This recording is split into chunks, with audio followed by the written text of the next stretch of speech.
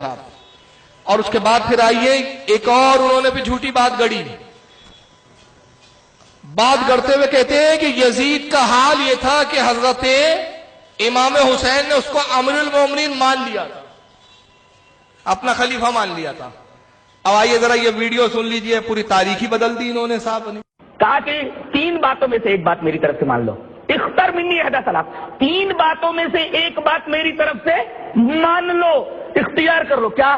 ایک تو مجھے کسی محاذ پر بھیج دو جہاں مسلمان لڑ رہے ہیں, یا تو میں جہاں سے آیا ہوں وہاں مجھے جانے دو, مکہ سے آیا ہوں مکہ چلے جانے دو, یا میں اپنا ہاتھ یزید کے ہاتھ میں رکھ دوں, یعنی بیعت کر لوں.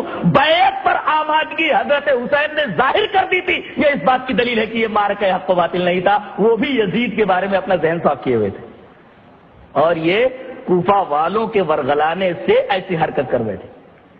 امام حسین کوفہ والوں کے ورگلانے سے ایسے حد کا حرکت کر گئے.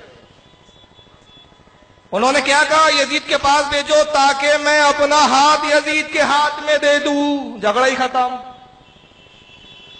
تو جب یہ امام حسین اگر اس کے ہاتھ میں ہاتھ دینے کے لیے تیار ہو گئے تھے تو پھر تو جھگڑا ہی ختم ہو گیا تھا نا.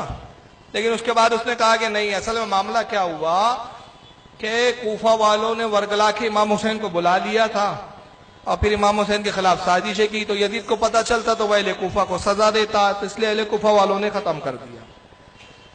سب سے پہلی بات, امام حسین اگر بیعت کے لیے تیار ہوتے تو مکہ سے کوفہ آنے کی کیا ضرورت تھی؟ اس پر ابھی بھی ہم بعد میں گفتگو کریں گے.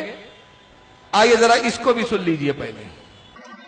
دوسری بات یہ کہ حضرت حسین رضی اللہ تعالی عنہ نے خود یزید کو امیر المومنین کہا ہے. یہ دیکھیے, یہ کتاب ہے یزید ابن معاویہ پر الزامات کا تحقیقی جائزہ, اور اس کتاب کے مؤلف ہیں عزیزم کفایت اللہ سنابلی, جو فن رجال پر بڑی گہری نظر رکھتے ہیں. اور میرا خیال یہ ہے کہ یہ دنیا میں پہلی کتاب ہے جو اس موضوع کے اوپر اتنی محققانہ لکھی گئی ہے. اس کے اندر حوالہ دیا گیا ہے کہ صحابہ میں سے عبداللہ ابن عباس نے انہیں یعنی یزید کو نیک اور صالح ترین شخص کہا ہے. حوالہ ہے نمبر 2 پر, انصاب الاشراف للبلازری, انصاب الاشراف للبلازری میں حضرت عبداللہ ابن عباس رضی اللہ تعالیٰ عنہ کا یہ قول موجود ہے, اور اس قول کی جو سند ہے وہ حسن لذاتی ہے, وَإِسْنَادُهُ حَسَنٌ لِذَاتِهِ. اسی طریقے سے حضرت حسین رضی اللہ تعالی عنہ نے جو یزید کو امیر المومنین کہا ہے, اس کا حوالہ ہے تاریخ الامم والرسل والملوک للطبری, اور اس روایت کی بھی سند صحیح ہے, وَإِسْنَادُهُ صَحِيحٌ.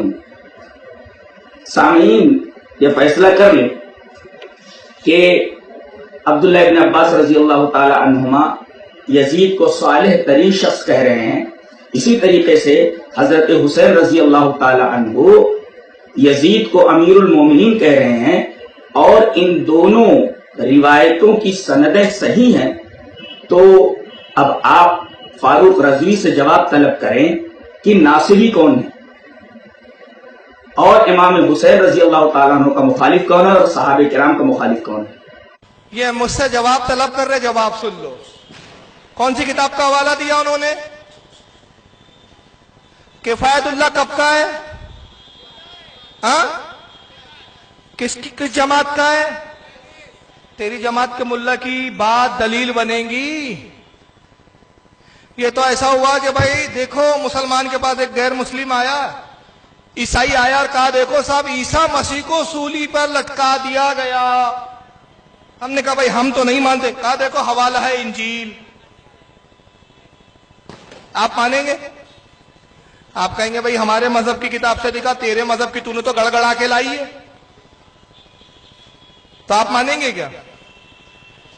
کوئی اور آئے اور کہے کہ صاحب دیکھو ہمارے ایک بہت بڑے گریٹ آدمی تھے, انہوں نے پہاڑ اٹھا لیا تھا, سمجھ لو اشارہ کر رہا ہوں. ہم کہیں گے بھائی ہم کہاں نہیں. کہا دیکھو رامائن میں لکھا ہوا ہے. آپ کے لیے وہ کتاب سند و دلیل بنے گی؟ بنے گی کیا؟ تیرے گھر کی کتاب. لیکن ہو سکتا ہے چالاک ہے، کہیں گا نہیں صاحب اس میں حوالہ ہے. کس کا حوالہ ہے؟ انصاب الاشرف بلازری کی. اور تعریف کرتے ہوئے کیا کہتا ہے؟ مولوی کفایت اللہ ثناب علی صاحب یہ اس وقت بہت بڑے علامہ ہیں، بہت بڑے ہیں، ان پر رجال پر، اسماء و رجال پر بڑی گہری نظر ہے ان کی. ابھی میں بتاتا ہوں کتنی گہری نظر ہے اس کی. اور کیا لکھا ہے وہاں پر؟ اس کی سند کیا ہے؟ حسن لذاتی، حسن ہے اس کی سند. اچھا صاحب چلیے آئیے، پہلے اس کو درایت کے اصول پہ ہم پر رکھتے ہیں. درایت سمجھتا ہے آپ کو؟ ایک ہوتا ہے روایت اور ایک ہوتی ہے درایت. روایت کیا ہوتی ہے؟ میں ایک مثال دیتا ہوں آپ کو سمجھانے کے لیے. میں یہ کہتا ہوں کہ صاحب جنگ بدر کے اندر خالد ابن ولید آئے. خالد ابن ولید کے دونوں ہاتھوں میں تلوار تھی اور تلوار چلانا شروع کیا. ادھر کی بھی فوج کو کاٹا، ادھر کی بھی فوج کاٹا. 1000 لوگوں کو خالد ابن ولید نے مار دیا. دیکھو اس کے سارے راوی سچے ثقہ. آپ مانیں گے کہ نہیں مانیں گے روایت؟ بولیے. ہاں مان لیں گے نا؟ کیوں مانیں گے؟ آپ اس لیے مان لیں گے، دیکھو یار روایت صحیح ہے، راوی صحیح ہے، لیکن اصول درایت پر یہ روایت رد کر دی جائیں گی، نہیں مانی جائیں گی. یہ روایت ہے، راوی صحیح ہے، راوی صحیح ہو سکتے ہیں لیکن بات صحیح ہو یہ ضروری نہیں. اصول درایت پر رد ہوتی. اب درایت پہ بحث ہوں گی، ارے جناب یہ روایت تو 1 نمبر کی جھوٹی ہے. سچے راویوں کی کڑی جوڑ کر جھوٹی روایت بیان کی گئی ہے. وجہ یہ ہے کہ بیان کرنے والا یہ کہتا ہے خالد ابن ولید جنگ بدر میں آئے، تو جنگ بدر میں تو خالد ابن ولید ایمان ہی نہیں لائے تھے ہی نہیں، تو یہ آ کے قتل کب کر لیے؟ تو اس کا مطلب یہ روایت درایت کے اصول پر رد ہو گئی. آئیے اب یہ درایت پر کیسے رد ہوتی ہے؟ اگر حضرت امام حسین نے یزید کو امیر المومنین مان لیا ہوتا تو حضرت مسلم ابن عقیل کو کوفہ بیعت لینے کے لیے بھیجنے کی ضرورت کیا تھی؟ کوفہ والوں نے خط لکھا آپ آئیے آئیے، تو امام حسین نے جواب کیا دینا تھا؟ ارے میں آ کے کیا کروں گا، یزید کو تو امیر المومنین میں بھی مانتا ہوں، تم مجھے کیوں امیر المومنین بنا رہے ہو، کیوں فتنے میں ڈال رہے ہو؟ یزید کو تو بادشاہ میں نے بھی تسلیم کر لیا ہے. مگر امام حسین یزید کو بادشاہ نہیں مانتے تھے، امیر المومنین نہیں مانتے تھے، اس لیے آپ نے مسلم ابن عقیل کو بھی بھیجا اور خود بھی آپ کوفہ روانہ ہو گئے. تو یہ تو بات صاف سمجھ میں آتی ہے کہ یہ تضاد ایسا ہو نہیں سکتا. اچھا پھر دوسرا سب سے بڑی مزیدار بات بتا رہا ہوں. بلازری کے حوالے سے لکھا. اب یہ بلازری کون ہے ذرا سن لیجئے ان کے بارے میں، ان کا حال کیا ہے. بلازری کے بارے میں علامہ زرکلی کہتے ہیں آخری عمر میں بلازری کو جنون کی بیماری ہو گئی تھی، پاگل ہو گیا تھا یہ آدمی. پاگل آدمی کی روایت چلیں گی؟ نہیں. اور اسناد حسن لذاتہ. اچھا حضرت علامہ صفر علیہ رحمہ لکھتے ہیں اپنی کتاب کے اندر، وہ فرماتے ہیں کہ بلازری کا حال یہ تھا کہ ایک ایسا مشروب پیتا جس میں نشہ آتا ہے، اور وہ پیتے پیتے اس کا دماغ خراب ہو گیا، پاگل ہو گیا آخری وقت میں، اور پھر لوگوں کی غیبت بیان کرتا، لوگوں کی عزت سے کھیلتا تھا. یہ ہے مصنف بلازری جس کا یہ معیار علماء بیان کرتے ہیں. اور یہ فن اسماء و رجال کے اتنے ماہر ہیں کہ جب انہوں نے یہ حوالہ دیا تو یہ نہیں دیکھا کہ جس بلازری کی کتاب سے ہم یہ سب حوالے نقل کر رہے ہیں اس کا حال یہ ہے کہ اس پر علماء نے ائمہ نے جراحیں کی ہے. اس کو مجنون کہا ہے، پاگل کہا ہے. تو پاگل آدمی کی روایتیں مانی نہیں جاتی. اور اگر مانتا ہے تو اس کا سمجھ میں آ گیا پاگل کی بات پاگل ہی مان سکتا ہے. نے اس نے سند نہیں پڑھی. اس کا ایک راوی ہے المخالد بن سعید بن حمدانی، جس کے بارے میں علامہ ذہبی میزان الاعتدال جلد 2 صفحہ 8 پہ لکھتے ہیں ضعیف راوی ہے، ثقہ راوی نہیں، اور اس کا اعتبار ثقہ راوی سے گرا ہوا ہے، اعتبار نہیں کیا جائے گا اس پر. علامہ ذہبی اس کے بارے میں جرح کر رہے ہیں. ابن حجر اسقلانی اس کے بارے میں کہتے ہیں تہذیب التہذیب جلد 10 صفحہ 39 پر فرماتے ہیں کہ اس کا جو راوی ہے ایک المجالد بن سعید حمدانی، یہ غیر ثقہ ہے، جھوٹا راوی ہے، یہ سچی روایت بیان نہیں کرتا. تو روایت بیان کی البجالد بن سعید نے کہ حضرت امام حسین نے کہا مجھے یزید کے پاس لے جاؤ، میں بیعت بھی کر لیتا اور میں اس کو امیر المومنین مانتا ہوں۔ تو جب راوی ہی جھوٹا ہے تو روایت کیا ہوئی؟ جھوٹی ہوئی۔ تو اپنے ابا کو بچانے کے لیے کیوں اتنا پاپڑ بیل رہے ہو یار؟ کچھ نہیں ہونے والا تمہارا۔ کیوں؟ یزید کو امیر المومنین امام حسین کیا مانیں گے؟ ذرا یہ بھی روایت ذرا دیکھ لیجیے، علامہ ذہبی تہذیب الکمال میں کیا لکھتے ہیں۔ تہذیب الکمال جلد نمبر 10 صفحہ نمبر 100 رجال نمبر 7823 حضرت علامہ ذہبی کہتے ہیں قال ابن ابی الفرات کنت عند عمر ابن عبدالعزیز، ابن ابی الفرات سے روایت ہے، وہ کہتا ہے میں ایک مرتبہ عمر بن عبدالعزیز کے ساتھ بیٹھا ہوا تھا۔ اور یہ روایت کی ایک بڑی خاص بات ہے بھائی، عمر بن عبدالعزیز کون ہے معلوم ہے؟ یزید کی خاندان کے، اسی خاندان کے جس خاندان کا یزید ہے۔ یزید کے بہت بعد میں ہوئے، لیکن یزید کے خاندان کے ہونے کے باوجود ان کی شان یہ تھی کہ یہ پہلی صدی کے پہلے مجدد تسلیم کیے گئے۔ وجہ کیا تھی؟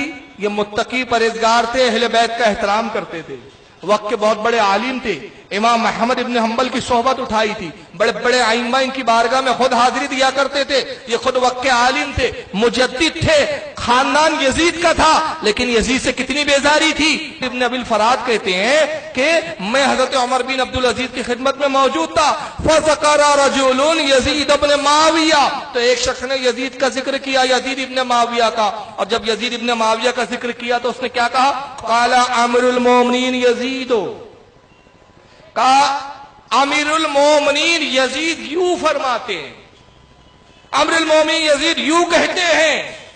فقال عمر، حضرت عبداللہ ابن عمر کو جلال آیا، جیسی دیکھا کہ یہ یزید کو کیا کہہ رہا ہے؟ امیر المومنین۔ تو حضرت عمر بن عبدالعزیز کو جلال آیا اور کہا تقول امیر المومنین یزید، ہو تو نے یزید کو امیر المومنین کہا، وعمر بھی فضربا 20 صوتا، کہا اس کی سزا یہ ہے کہ اس خبیث کو 20 کوڑے لگاؤ کہ اس نے یزید کو امیر المومنین کہا تو کیسے کہا؟ جی بے شک بے شک۔ کتنے کوڑے لگوا رہے ہیں امیر المومنین کہنے پر؟ 20۔ اور اگر اس نازبی کو اگر عمر بن عبدالعزیز آج دیکھ لے تو لوگ کیا کرتے ہیں؟ یہ روایت جھوٹی نہیں ہے، آگے کیا لکھتے دیکھیے آپ کے سامنے لکھا ہوا ہے۔ علامہ ذہبی آگے کہتے کہ یحییٰ بن عبد الملک بن ابی غنیہ نے روایت کیا، جو کہ پختہ اور ثقہ راوی ہے، ثقہ راوی ہے، اس کے جھوٹے راوی۔ یہ سچی روایت بتا رہی ہے کہ عمر بن عبدالعزیز اس خاندان کے ہونے کے باوجود یزید کو امیر المومنین کہنے والوں کو 20 کوڑے لگا رہے ہیں، تو امام حسین اس خبیث کو امیر المومنین کیسے کہہ سکتے ہیں؟ جی جی بے شک۔ اور اگر امیر المومنین کہہ دیا یا مان لیا ہوتا تو پھر کربلا میں آنے کی ضرورت کیا تھی اور جنگ کرنے کی ضرورت کیا پڑتی؟ جی جی جی۔ ساری کربلا ہی ختم ہو جاتی۔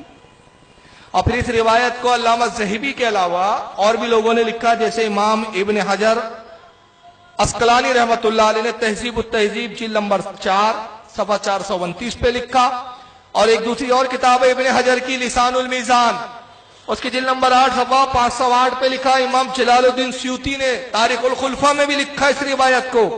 امام ابن حجر المکی الحیثمی الشافعی نے الصواعق المحرقہ کے اندر بھی اس روایت کو بیان کیا۔ تو اس سے پتا چلا کہ کفایت اللہ صاحب کی فن اسماء و رجال پر کتنی گہری نظر ہے، اور اس پہ دعویٰ کیا کیا؟ یہ دنیا کی پہلی کتاب ہے جو اتنی محققانہ لکھی گئی۔ تو بات سمجھ میں آ گئی، تمہارے جملے سے ہی پتا چلا کہ جب یزید کے دفاع میں پہلی کتاب ہے تو آج سے 14 سال تک سب یزید کو لعنت بھیج رہے تھے، اب تم نے پہلی کتاب لکھی جس میں یزید کو رحمت اللہ علیہ کہہ رہے ہو۔ جی جی